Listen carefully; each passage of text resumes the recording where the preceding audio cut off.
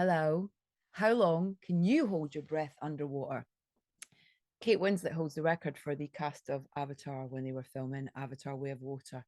How are you? Welcome along to Soundtrack and Extra, our little YouTube channel, which is the kind of cousin companion to my weekly podcast where I talk to the great and good about film, TV, and music.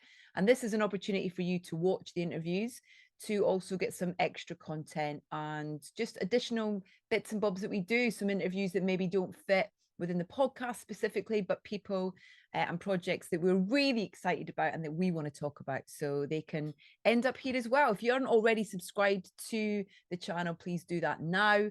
And also, please do subscribe to the podcast, Soundtracking with me, Edith Bowman, which you can find on all of your usual podcast platforms and providers. So you may already know who it is going to be today that I'm going to share with you, Mr. James Cameron.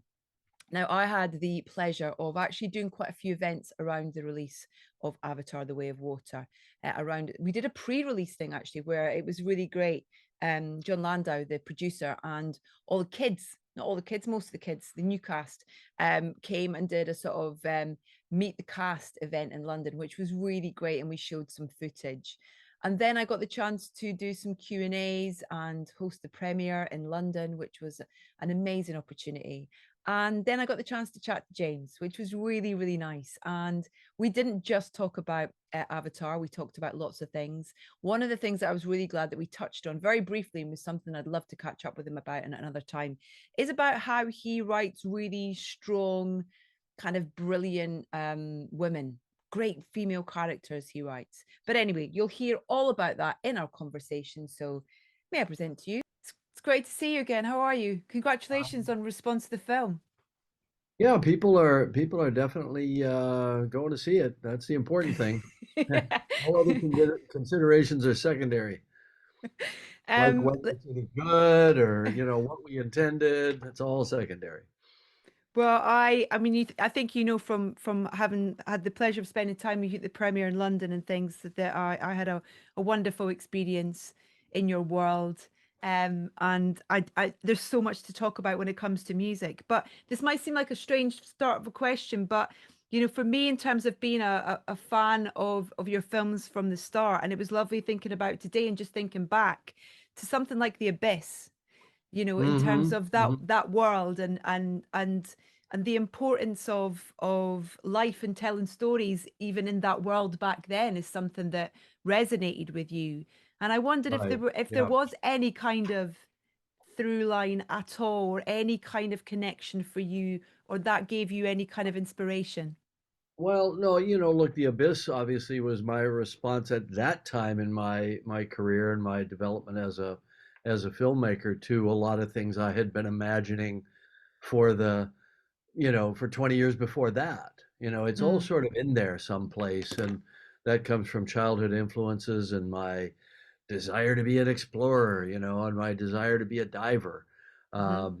And at the time I made The Abyss, I was already an accomplished diver and had dived all over the world.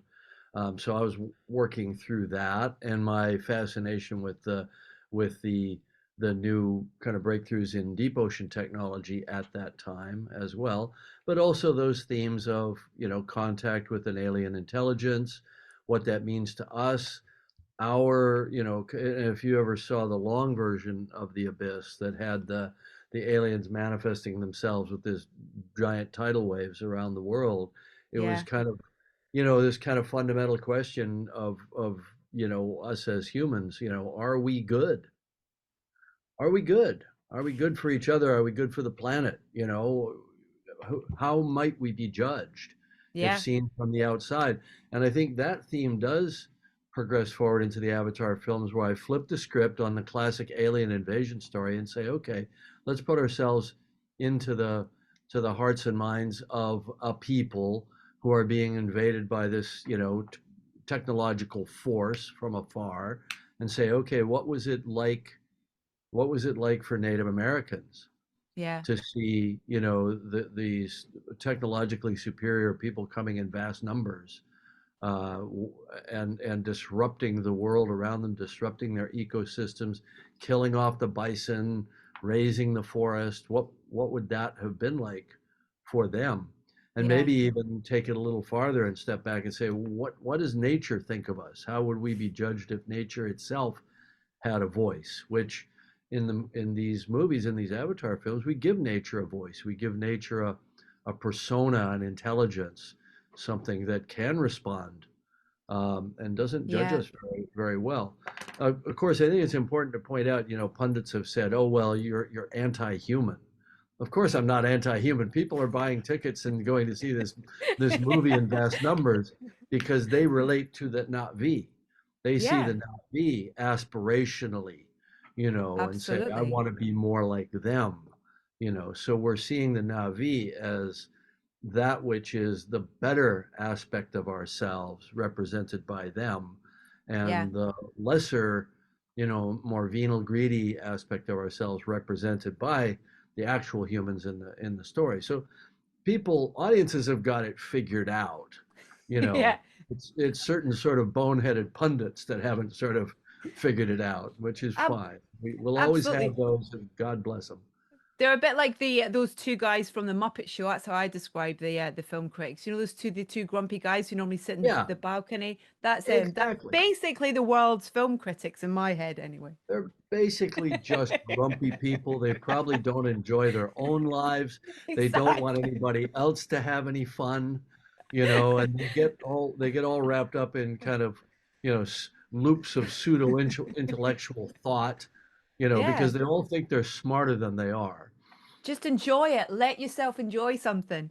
Um, Exactly. What's so the hard about that? Exactly. The music in this is, I was lucky enough to see it at the incredible Odeon in Leicester Square, and that sound Right. system in there and that screen, the combination of that is the perfect place to see this film. And it's interesting because you feel a connection with the first film through the music as well Yes, as the characters in the story. And so, obviously the very sad passing of James between the first film and this one, and Simon coming in to take the reins and bring in his creative, wizardry in there. But what were the conversations that you had about that? Because what's also interesting is that I believe that, Simon was had to look at all the scripts for all these films that are to follow, so that he exactly. knows. Talk to me a little bit about that in the Right. conversations. Well, we were shooting and capturing initially. I brought Simon in right at the beginning of the process. Now, I hadn't made a decision to have him compose the score. He was brought in to do source. He Mm-hmm. had worked with James. He had access to all of James's, kind of ethnomusicological investigations, all of these tribal and ethnic instrumentation that they had recorded, that they had researched and recorded. Simon had been there at James's side throughout all that. He dates all the way back to Titanic. So I've known Wow. Simon for ages. I hadn't made the cognitive leap yet to have him compose it. We always thought we'd get, some big shot, sort of top somebody in the top three or four, kind of, if you can even think in those terms. Yeah. And Simon wasn't that established. He'd done a couple scores, you know, a few, and they were respected. But we were trying to solve a proximal problem, which is we needed source music. We needed not be music for ceremony, for the actual performers to sing and to play and to do those things. Because in creating a culture, and in this case multiple cultures, we had to see the fullness of their culture, which included uh, vocal expression, music, dance, all of those things. So we Mm. had choreographer, and Simon came in, and he had already done a kind of bridging project in a way, which was for Disney's Pandora, the world of Avatar in Orlando, Florida. He had created a lot of the music for that, and he had scored the ride, the Banshee ride, which is called Flight of Passage. And so he was continuing on James' work. James would have done that, obviously, had he been alive. Mm. Simon and I, we talk all the time. Every once in a while, we'll just be sitting there and we'll say, I really miss him, Oh. and we do. He's kind of always kind of in the room in a way, Well, he's in but this film. He's in this film. he's in the film, and the question was, how much do we continue themes that he created that are well known, that create a cognitive, tether to the first film, and that Mm. are the DNA of that score. And how much do we let Simon explore new themes that make it a new story? It's its own story. It's not a clone, obviously, of the first film. So we had to kind of hit that balance. Um, and we had long discussions about that. And I said, look, as early as we can in the film, let's put people back in the Pandora that they know and recognize, and that has to do with the music as well as the visuals. The very first image is the floating mountains. The very first thing you hear is what I call the "I see you" theme. Hmm. Um, you know, and he reiterated that with the flight theme. For what we call date night. Where Jake and Neytiri are joyfully flying around, and anybody that's married with kids knows what date night's all about. Yeah. Right? Doesn't So, happen very often. yeah, but then he starts to assert himself with his own voice thematically, with what I call the family theme. He called it song chord, I believe, and ultimately it manifested in different ways, Yeah. including the melody that Zoe is singing right Natiri's, yeah, in it's Act One, beautiful. very early on. But when it's writ large in a majestic orchestral theme, when that melody is pulled out and writ large, it's quite beautiful. And he had done that theme, interestingly enough, before I asked him to come and compose the music. He had just done it on his own and Wow. was playing around. And I looked at the composers that were out there. I wanted to really make sure I was making the right decision for the film. And the clincher for me is I went back and played that theme, which he called song chord. He had sent it to me as an MP3 file. And I sat there and I just pushed play, and I listened to that and I went, you know what? Screw it. We're halfway there. Let's just plow ahead, you know. That's And so great. it was that theme which was already embedded in the fabric of the film, because it was the melody that Zoe had sung. And interestingly, that her singing, you see and hear her singing twice in the film. Once at the beginning, it's such a beautiful melody, you don't, and she's singing kind of joyfully celebrating her children. And then at the end, toward the end, she's singing grieving as part of the Yeah. grieving process. Same song, same performance of the Wow. song. It's what we project onto the singing. We hear the bittersweet kind of lament quality of it, but it's the same performance. It's really interesting. We put the grieving, tribal makeup on her and put her in her kind of grieving headdress. Yeah. Uh, after the fact, when Zoe performed it, she didn't perform it differently. That's Wow. my memory of it anyway. I might be wrong, and she might have done two takes, but I'm Wow. pretty sure it's basically the same performance. And the other thing is, it's a production performance. It wasn't standing in a sound booth in a recording studio. She was seated cross-legged on the stage. We made sure that we put up some sound baffles so that we got a nice clean acoustics, and we made sure that nobody moved a muscle. So we Yeah. got good recording quality, but it was a production recording. It wasn't some sort of album version. And that's what's in the film, and that's what's in the end credits. So when she And sings the entire song chord song in the end credits, that's that production recording, which I think is quite remarkable. I And mean, I all could that spend an music, entire day, sorry, I could spend an yeah. entire day talking about not just Zoe's performance in this film, but the performances on a whole, because they're when I spent quite a lot of time watching these fantastic Q&As that you've done talking about this film with all your wonderful craftsmen and women. Hmm. And when you hear about the process, and it's just extraordinary. And but the core of it are these beautiful, brilliant, honest, emotional performances. The Right. film would be nothing without those. It needs I those to agree, project outwards 100%. almost. So much work that we do around production design and lighting and the visuals and bringing all these creatures to life and everything. All of that is singing backup to the characters, you know. And the performances. one thing I wish I had a way to share more with a broader audience is to see a split screen of what the actors did and what their final CG characters look like, because Yeah. it's one to one. It's there isn't a molecule out of place Mm, in terms of the performance coming through. But of course, the characters are impossible. They couldn't be done conventionally with makeup, which mm, drives us toward this process. Um, and I don't think we should spend too much of our time on it, but what I'm finding is that the actors really enjoy the process because they have 100% of my focus. Of course, they can always focus and interact with each other, and that's what drives their ability to make a scene truthful. I like that you use that word. But they yeah. also have 100% of my attention because I'm not distracted by dolly moves, camera moves, background, extra kind of, organizing and lighting and maybe fighting the elements or fighting the sun moving and all of those things that will distract a director from performance Mm, when you're putting it all together into one blender, when you're doing the cinematography and the acting at the same time. So I think people think of it as a more artificial, yeah. uh, more synthetic way to make a movie, and I would submit that it's actually less. That the Yeah. artificialities of photographic filmmaking actually outweigh the artificialities that we have with performance capture. And I've done both, so I can speak, Yeah.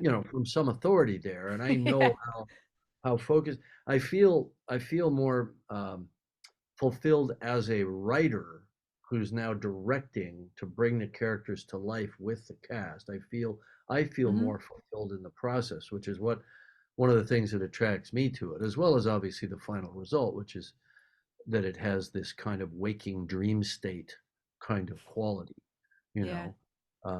But I do think that the vast majority of people in Hollywood, especially in the acting community, don't really understand what we're doing.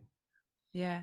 And I wanted just when you were talking about the simplicity and beautiful kind of delicate nature of that song that she sings, and that's what's so brilliant, I think, about the score and the music in the film is you have this huge range of those that tender moment, but then you have even, in that first kind of where the Navi are attacking the kind of the production line, they're trying to stop and it's the voices, the huge choral voices and the Right, right. drums, and so you kind of He's even slamming with voice. yeah, He's hitting you hard mm, with voice, almost using it like percussion.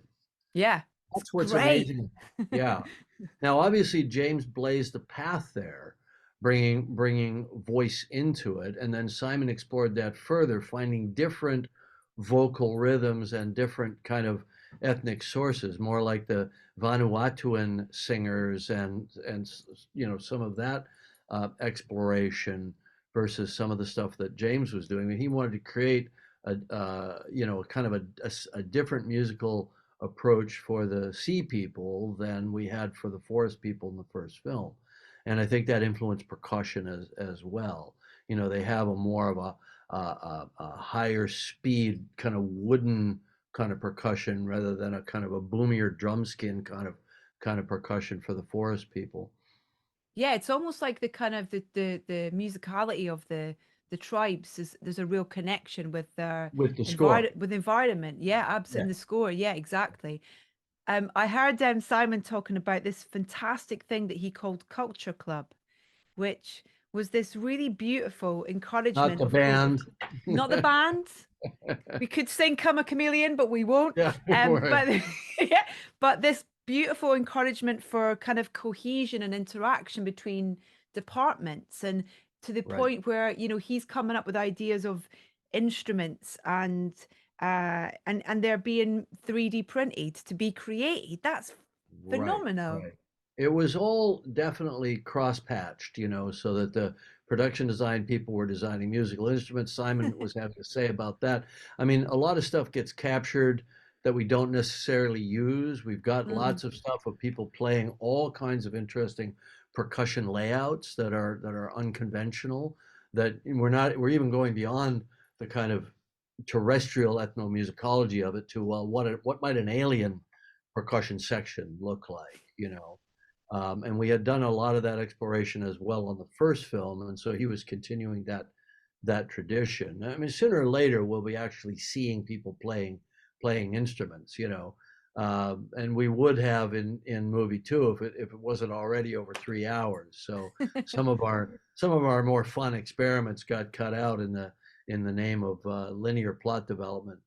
But that it's how we think. We try to Yeah. create a whole world and have an internal resonance. And our troupe players, probably more so than our cast, are also quite musical and dance oriented and so on. So I don't know if it's widely known. There's a distinction between our core cast, the sort of the named characters, and our troupe who play everybody else. So we don't bring in 100 extras for a crowd scene. We use our 10 troupe players and we just put different names on, like, Medcaina male number 4, Yeah. and then they'll rip that off and then and so the crowd is kind of tiled together out of our same 10 troupe players, and they're highly, highly versatile actors, and they never know what they're going to be asked to do on a given day. And sometimes it's dance, Wow. sometimes it's sing, sometimes it's play an old lady, sometimes it's play a young kid. They don't care. Whatever it is, That's just throw it awesome. at them, and they'll just hurl themselves into the moment and make it happen. And they're just wonderful, wonderful people to work with, and they've all been with us since the first film. So it's kind of like our cast that carried over from one and our troupe who all carried over form the kind of the beating heart of what we call the Avatar family. And the Yeah. Avatar family was one of the more powerful reasons for me to want to return and do more films, because there's such a sense of a team of creative people who understand and love and respect each other and love working together, love showing up every day, to do the hard yards. And it produces a kind of a joyfulness in the process. And when the new folks came in, whether it was our younglings, who Mhm. played our teenagers, or whether it was Kate Winslet, you know, or Cliff Curtis, they came in and they dropped into the middle of this thing that immediately it was like sort of going to a prayer revival meeting, where everybody stands up and starts singing, and they're like, "Oh shit, I guess I gotta do that," you know. So great. Sounds like the best job in the world. There are We're days when it's not, and there are days when it definitely is. Well, I mean, um obviously, there are days when we're solving really hard problems and we don't know how to do it. And yeah. I kind of, in a way, in retrospect, maybe not in the moment so much, but in retrospect, I'll look back and say those were our best days Mhm. because Yeah. we didn't know the answer. We couldn't just look it up. Nobody had ever done it before. We couldn't Yeah. just look up how to do it. We had to figure it out. And there's a lot of that on an Avatar movie. You're always Mm. trying to figure out something that's never been solved before, but before 9 o'clock in the morning. Um, you know? we're we're running out of time, so a couple of things I just wanted to get before we run out of time is where are you with regards to the next films? You kind of the scripts are written. What I Right, mean, right. yeah. What can So you what can you say? yeah, so Avatar 3 is basically in the can. So we're basically in Wow. post. We're in post on that. Now, I'm going to take a moment when the dust clears to kind of assess what people loved and what they responded to the most in this current release. And I Yeah. may go back and tinker a little bit, and we may go back and do a couple of moments here and there. It won't be radical, but maybe fine tune it a bit to emphasize that which people are responding to. For example, Loak really emerged as a character that people went with. Yeah. So I might find ways to sort of now he's already the oh, I'm giving away something here. He every one of the Avatar, but this is okay. Okay. I think it can be intriguing for people to think about what's coming. Jake was our voiceover narrator for movie one and for movie two. Um, and we have a different narrator for each of the subsequent films. We see it through the Interesting. eyes of a different character. And movie three is through Loak's eyes.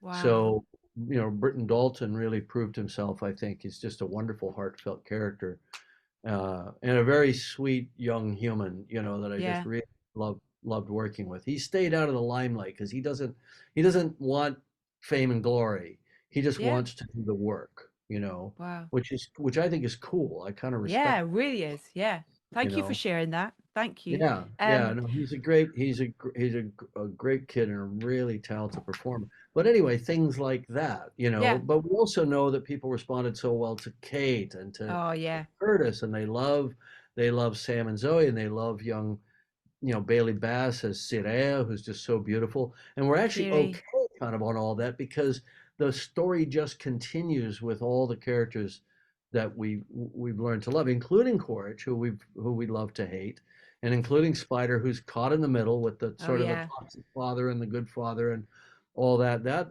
whole all of the dynamics and Kiri. We know that the audience really responded well to her. She really comes into her own in movie three. So I kind of feel pretty good Yeah. about I'm where we are excited. with three. When can I buy my ticket?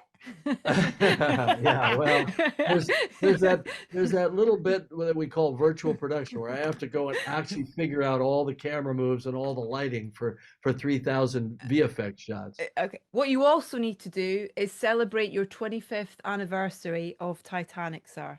Good point. Happy anniversary.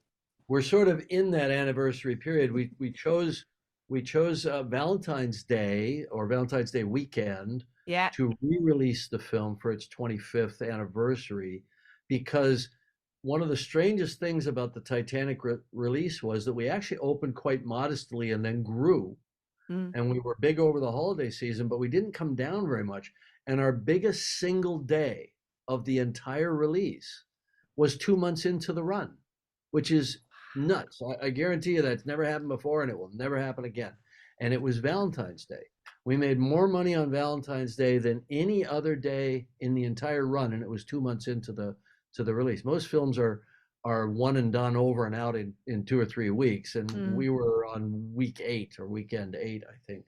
So, Titanic. If you present valued Titanic, Avatar doesn't come close to it, you know, which is kind of amazing to think about. But we'll see. I mean, the film looks gorgeous. I just watched it yesterday. Oh. It's everybody's kind of remaster happy these days. All we didn't really do anything other than we just did a remix in Atmos because Atmos is now the best, the Ne Plus Ultra sound format. You were talking about it at the Leicester Square, which Yeah. just meant bringing some of the sound effects a little more overhead because there's a little bit more of an overhead presence in the surround speakers. So it's not a big deal. Visually, it's the same film that we released 10 years ago in 3D, Hmm. and digitally remastered in 4K. It looks spectacular, it sounds spectacular. It's the movie that you've seen. We didn't change a frame of the film itself. Kate and Leo in that movie, I think they're no longer Kate and Leo in a funny way because they've Hmm. moved on. They've done so many other characters. Yeah. 25 years later, they don't look the same. It's almost like Jack and Rose are Rose. are stuck in amber. They'll always be there for us as Jack and Rose. You know.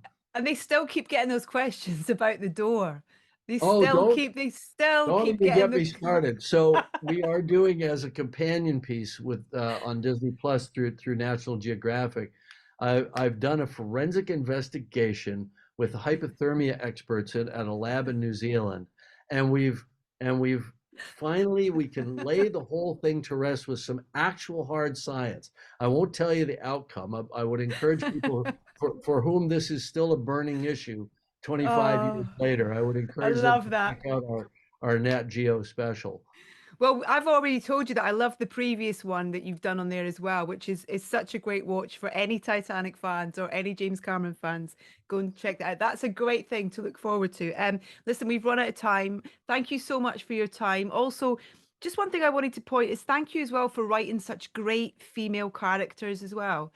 Whether it's Sarah Thank you. Connor or Natiri Kiri or, Yeah, even Lindsay Brigham in The Abyss, kind of, you've I just got know. this great kind of thing of writing great female characters. So long may it continue, sir.